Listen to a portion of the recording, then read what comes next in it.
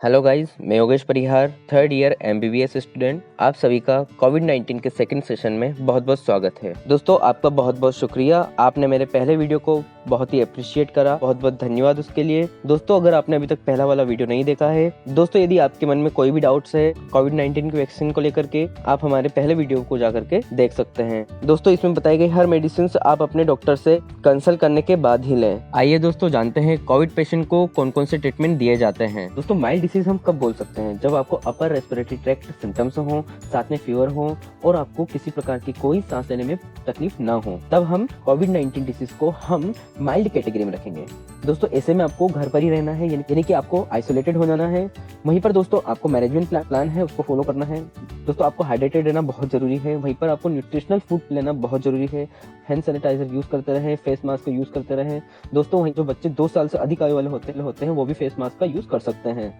दोस्तों, टेम्परेचर अपना हर 6 घंटे में देखते रहे। वहीं पर आप अपना SpO2 लेवल यानी कि ऑक्सीजन सैचुरेशन आप अपना चेक करते रहे। वहीं पर दोस्तों आप गार्गल कर सकते हैं क्लोरहेक्सिडिन से। दोस्तों, आपकी स्क्रीन पर जो दिखाई दे रही है वो मशीन का नाम है pulse oximeter. Percentage SpO2 level 95% से अबव है तो वो नॉर्मल है। दोस्तों अगर पल्स रेट 60 से 100 यानी कि 60 to 100 बीट्स पर मिनट है तो वो नॉर्मल है।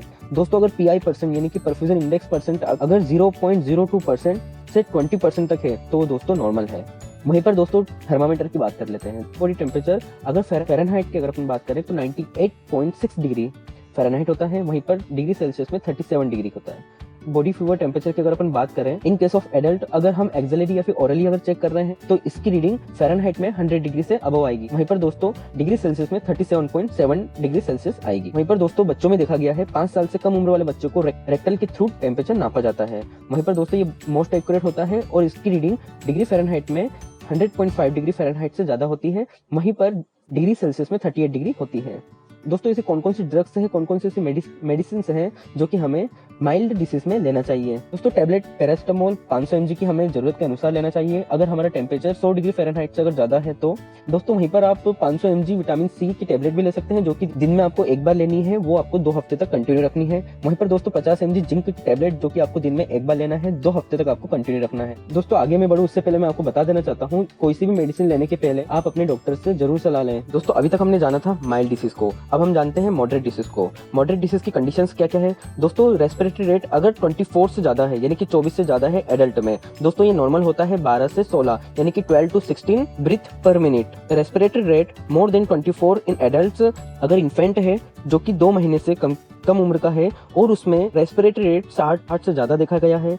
अगर इन्फेंट 2 से 12 महीने का है और उसमें 50 से ज्यादा देखा गया है। वहीं पर 1 से 5 साल के बच्चे में 40 से ज्यादा देखा गया है। वहीं पर 5 साल से बड़े बच्चे में 30 से ज्यादा रेस्पिरेटरी रेट देखा गया है। ये सब कंडीशंस को हम मॉडरेट कैटेगरी में रखेंगे। वहीं पर दोस्तों SpO2 भी 94% से कम होता है, तब उस कंडीशन को हम मॉडरेट डिसीज में रखेंगे। वहीं पर दोस्तों एडल्ट्स के लिए कोविड वार्ड बनाए गए हैं और बच्चों के लिए पीडियाट्रिक कोविड वार्ड बनाए गए हैं। उन मैनेजमेंट प्लान के बारे में हम जान लेते हैं। दोस्तों, यहाँ पर आपको ऑक्सीजन दी जाती है जिसका टारगेट होता है कि आपका SpO2 92 से ज्यादा रहे। वहीं पर दोस्तों एंटी इन्फ्लेमेटरी एजेंट्स दिए जाते हैं, स्टेरॉइड दिए जाते हैं। वहीं पर आपको एंटीकोगुलेंट्स यानी कि लो मोलिकुलर वेट हेपेरिन दिया जाता है। अगर आपको बहुत ज्यादा ही दिक्कत आ रही है, आपकी डिसीज जो है वर्सन होती जा रही है, तो आपको HRCT करवाना चाहिए। वहीं पर दोस्तों आपको एंटीबायोटिक दिए जाएंगे अगर आपको कोई बैक्टीरियल इन्फेक्शन है।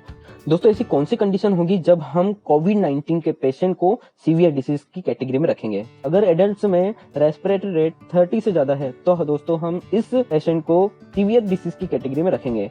दोस्तों, साथ ही साथ अगर SpO2 लेवल 90 से कम है तो हम इस पेशेंट को सीवियर डिसीज की कैटेगरी में रखेंगे। वहीं पर दोस्तों ऐसे पेशेंट को कोविड ICU में एडमिट करवाना बहुत जरूरी है। दोस्तों, ऐसे पेशेंट को रेस्पिरेटरी सपोर्ट के लिए वेंटिलेशन दिए जाते हैं।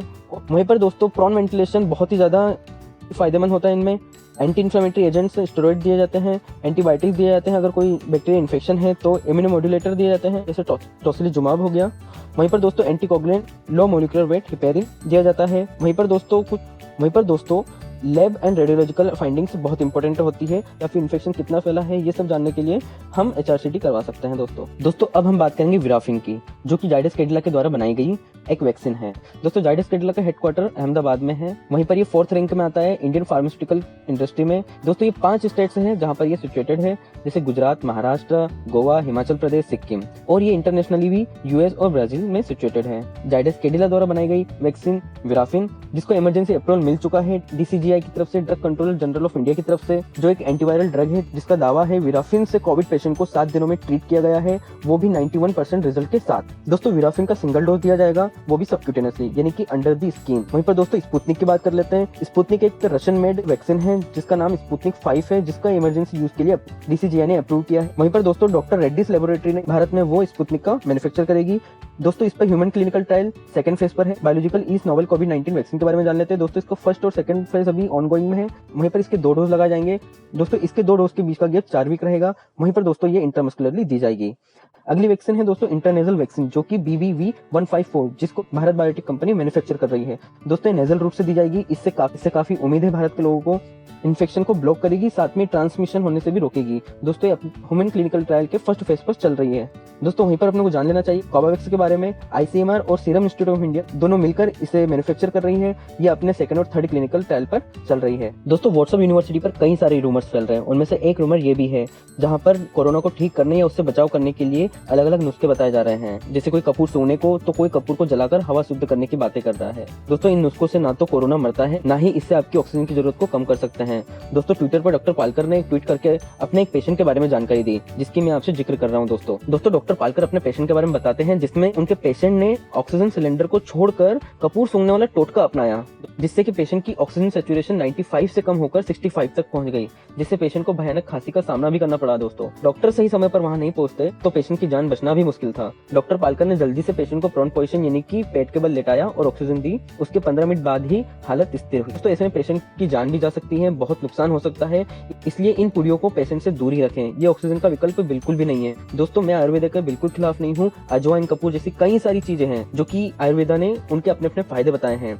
दोस्तों ऐसी कंडीशन में मैं अपने दोस्तों से रिक्वेस्ट करता हूं, जो भी आयुर्वेदिक डॉक्टर्स हैं, जो भी आयुर्वेदा को पढ़ रहे हैं, प्लीज आप लोगों को अवेयर करें, ताकि ऐसी कोई सी भी अफवाह या गलत जानकारी लोगों तक ना पहुंचे। दोस्तों आपने मुझे यहाँ तक सुना, आपका बहुत बहुत धन्यवाद। आप ऐसे ही वीडियोस के लिए आप मेरे चैनल को सब्सक्राइब कर सकते हैं, लाइक बटन पर क्लिक कर सकते हैं।